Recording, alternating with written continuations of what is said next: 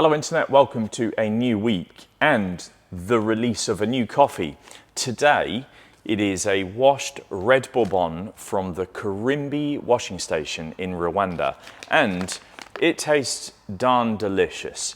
If you're new here, my name's James. I own a coffee roasting company called Blending Room based in Hull, East Yorkshire, and on a weekly basis I stand in front of a camera and talk about our new coffee release. In today's conversation, I'll describe our roast profiles. There's 3 of them, as I do usually, and maybe a little bit about how we can brew this coffee. I love coffees from Rwanda.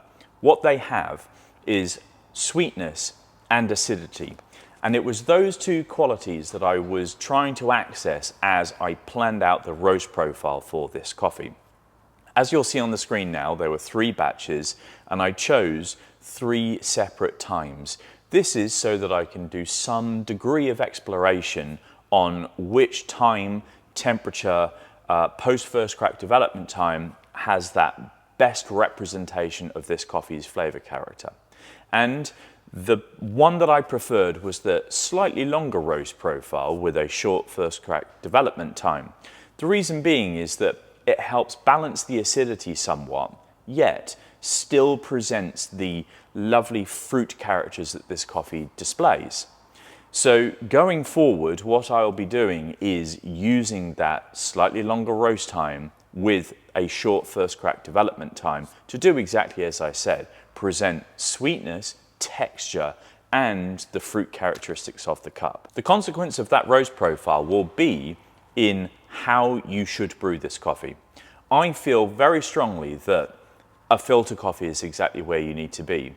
And that is what I had in mind as I progressed through these 3 roast batches. Is there's lots of sweetness, there's lots of acidity. Let's try and make this really sing in a filter coffee. So let's dig our nose in, pick up some of the aromas and have a taste.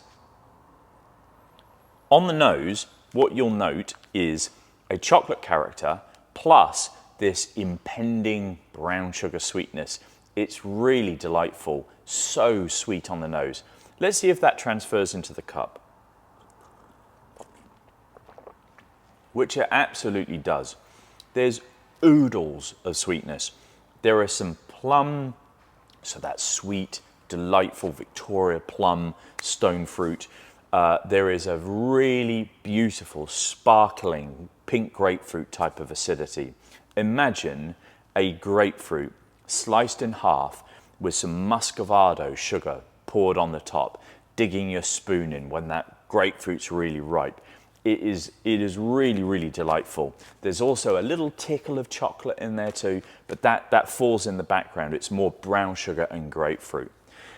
A consequence of these flavor profiles is I feel that this coffee would perform exceptionally well as a filter coffee like this brew that I have here. It would do well as a full immersion brew, such as a cafetiere. What you'll get there is a real elevation of the sweetness and the syrupiness of the body. The grapefruit will fall into the background somewhat.